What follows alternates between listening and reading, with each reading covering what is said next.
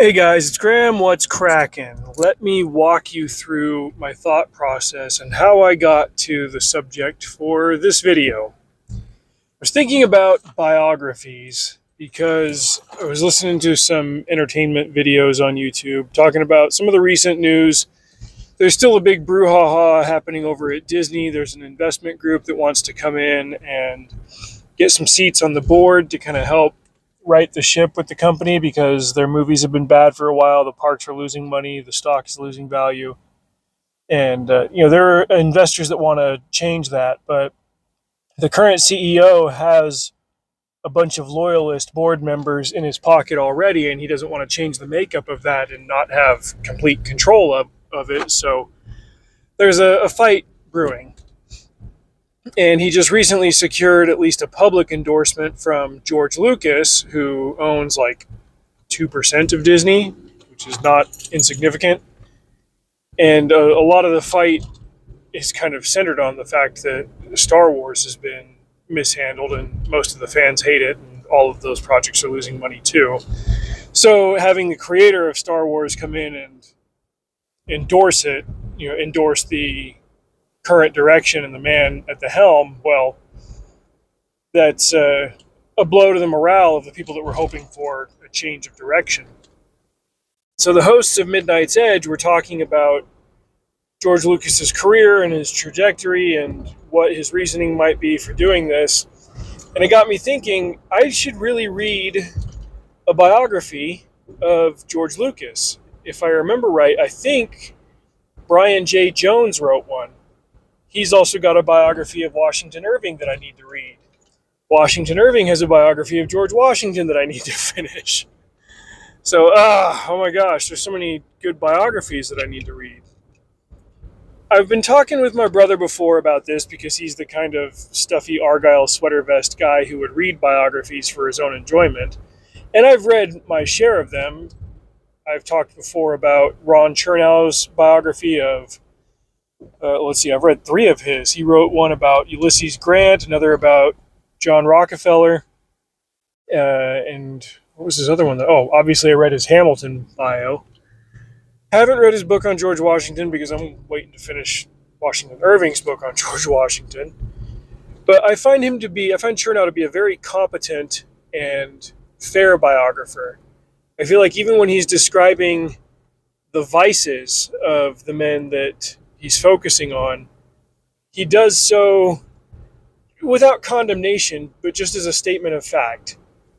Contrast this with David McCullough, who is a Pulitzer Prize-winning biographer for figures such as John Adams and Harry Truman, and for at least a portion of Teddy Roosevelt's life. But McCullough tends to be a little bit too favorable towards his subjects, to the point where he kind of glosses over their flaws.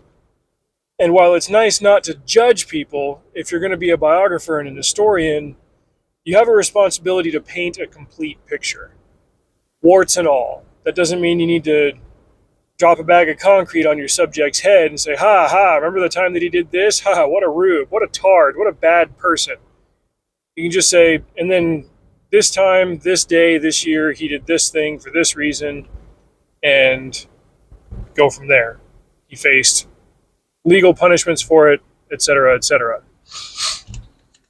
And that reminded me of a biography I read a long time ago, 14 years ago at this point, that still stuck with me because it's about a very polarizing figure, and it was a very fair treatment of the man. And that is a book about Rush Limbaugh by Zev Chaffetz.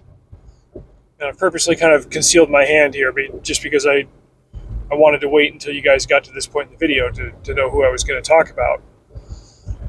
Now, before I can get too deep into the details on this one, I need to tell you a little bit about me. So I was raised by 2 conservative Republican boomers, and we briefly flirted with homeschool in the 90s. I did that for about 2 years, and then it just became too much of an ordeal for my mom, and we were kind of egging her on to send us back to public school with our friends. But while we were in homeschool, and this was right in the first 2 years of Bill Clinton's administration. She was not thrilled with the direction that public education was going, and if only I could have told her then where it was going to go in the future. So she wanted to have a more direct role in our education. And, if we were out going around running errands or whatever in our big 15-passenger assault van, she would put Rush Limbaugh on the radio, and so we got used to listening to Rush Limbaugh. Now, we were, how old was I when this happened? Like 8? So I didn't have a whole broad frame of reference for the things that he was talking about. I just knew that sometimes he cracked jokes, and out of some of those, sometimes I even understood them. And he played funny songs on the radio and ooh-ha-ha. Like, I was 8. I wasn't into politics. This was just this guy that Mom liked to listen to on the radio. And then as I got older, I hit my teens and started to keep my ear to the ground a little bit more on current events and on local politics and stuff. I was 16 when the 2000 election happened, and I remember that just being a massive abnormality in the news because people didn't talk about the president or presidential candidates this way. Of course, I grew up during the age of Bill Clinton when all they did was basically the same thing that Monica got in trouble for for 8 years. So, in comes this guy, and all of a sudden the media just hates the president. And I thought, wait a minute, I thought the media loved the president. And then suddenly I had to learn about the partisanship angle of it all. And this guy on the radio that Mom used to listen to, or, it still did, but I was at school, he was a big cheerleader for the new president. I thought, okay, I want to know more about this. And you listen to the man on the radio saying that everything this dude does is awesome and cool, and cool people should think that it's awesome. Oh, okay. That was Rush Limbaugh. Before we get too far down this particular road, let me just say that, like I said, he is a polarizing figure, and to anybody who might have some contrary things to say about my young assessment of Rush Limbaugh and his contributions to the national discourse, consider your own fealty during the Obama years to figures like Jon Stewart and Stephen Colbert, because they were just doing the same thing on the other side. Hey, let's talk about current events and funny haha and pop culture, and also vote blue or else you are terrible. They were the left's answer to Rush Limbaugh over on the right, but they would never acknowledge the fact that until Rush Limbaugh came along, there really weren't any figureheads on the right in the current event space, in the politics space, in the talk space. He basically invented talk radio, such as we know it today, and he was the king of it for 30 years until his death in 2021. But talking specifically about Zev Chafet's book, in 2010, well, obviously a few years before that leading up to it, he decided to write a book about this man, do his research, go to his hometown of Cape Girardeau, Missouri, comb through the archives of his radio show, which at that point was almost close to 20 years old. Probably more than that. It had been, 20-something years old. And find out more about this man who was the undisputed king of talk radio and right-wing national punditry. And he did a very fair job. He even talked about how when he went to Cape Girardeau and he met with Rush's brother David was very wary of him and even said several times, oh, you probably think I'm this or that or whatever. And Zev I'm just here to write the story, here to get the facts. He covered details of Rush's early life and the fact that he was kind of a daydreamer and didn't want to be in public school, and how he did some knockaround jobs when he was younger and finally got a job in radio and really blossomed into it, loved the medium. He was a disc jockey. In fact, back in the early days, he had a radio pseudonym, an airwave name, a handle, I guess. He just went by Jeff Christie because I guess it was better than telling everybody who he was on the radio. And then he kind of evolved from that into being a shock jock, taking calls on the air and saying outrageous things to get people to engage with it. It's the same kind of stuff you see now with influencers and rage baiters and stuff. The only thing that's changed is the technology and the medium. And there were times when he went too far and even reflected on how he felt bad and, okay, this is my job, but I shouldn't have said this to this old lady who called in, and so on and so forth. So he was feeling out what his own boundaries were, and he still got laughs out of some people and gasps out of others, but that just became his shtick.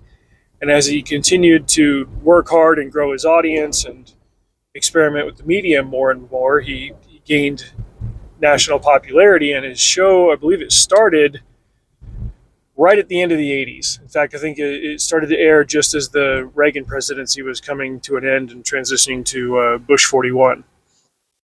And so he was on the air during Bush's presidency, but he really, really took off during Clinton's presidency because the half of the country that didn't vote for Bill Clinton suddenly wanted somewhere to rally and someone to listen to kind of validate their opinions and their assessment of the situation. And that was where Rush became famous. Over the next decade, he would continue to rise in popularity, and then he had his own share of controversies as time went on. Zev Chaffetz was very fair about, for example, Rush's drug. I can't remember if it was an arrest, a conviction, or whatever. He had drug charges against him. He'd been abusing prescription drugs and had to check himself into rehab in 2003. He even went back farther than that. Rush had been accused of being a draft dodger in Vietnam, and Zev Chaffetz very objectively went through what the accusations were, what the facts were, and just laid it out. Talked about advice that his parents had given him and ways in which they were very proud of him. The fact that he kind of came from just being a middle-of-the-road, normal, average kid who didn't go to college but ended up having tremendous success in an age where you really had to go to college to have any kind of success. A truly self-made man. All in all, and like I said, this was in 2010, he finished this biography right around the time that Rush married his fourth wife, who, if I understand right, he's still married to her when he died in 2021 of I believe it was brain tumor. He had some kind of cancer. So the book is incomplete because it doesn't cover the last 10 years of Rush's life, but up to the point where it was written, I thought, this is a very comprehensive view of this. I guess you could call him a controversial figure, as I said, a polarizing figure, a man that people have very strong opinions on. And it tells his story fairly. And when I got to the end of it, I thought, if this wasn't a guy that I got the impression that he loves or hates him, he's just writing about him. He's laying out the facts. When I finished that book, it gave me a quick flashback to my senior year government class. I had a really, really great teacher. In fact, I'm still friends with him to this day. And when we got to the section in U.S. government where we were talking about kind of the fourth estate, the media, and the big media companies at the time, and the internet was still kind of an emergent technology, so we focused a lot on TV, cable, and radio. And he had a couple of clips from Rush Limbaugh's short-lived TV show in the mid-90s, and he said, okay, so we talked about ABC and CBS and Tom Brokaw and Dan Rather and all these guys. Says, now here's one other figure for you. And it's important to note that my teacher was a Democrat, and he just played a couple of clips, a montage of Rush doing what he does, talking about current event issues and mixing his opinions with some humor and getting his point across. And some of the kids laughed, and we got a taste of what his ideas were. And when the montage ended, my teacher said, all right, that's him. Make up your mind about him. I remember open house that year when my parents came to school to meet all the teachers, and that particular teacher said, my goal with this class is for your kids to either develop values if they don't have them, or if they do have them, come up with a reason for them. And have them be able to assert and defend those values. He wasn't there to steer them into one particular thing. He was there to teach us how to think. And that is an underrated quality in an educator. It really should be the gold standard, but we're seeing more and more often that it isn't. I think that I really appreciated that Zev Chaffetz took that same approach with his biography of Rush Limbaugh. Here are the facts, make up your mind. And I think that any really great biography would follow that same ethos. So as I go on to read biographies on George Lucas and George Washington and Washington Irving and anyone else that I would want to read a biography on, I've still got to read Brian Herbert's biography of his father Frank. I can only hope that they tell the facts and they do it fairly. I think that's what makes a great biography. But let me know what you guys think in the comments below. You know the deal. Till next time, drive safe. See you out there.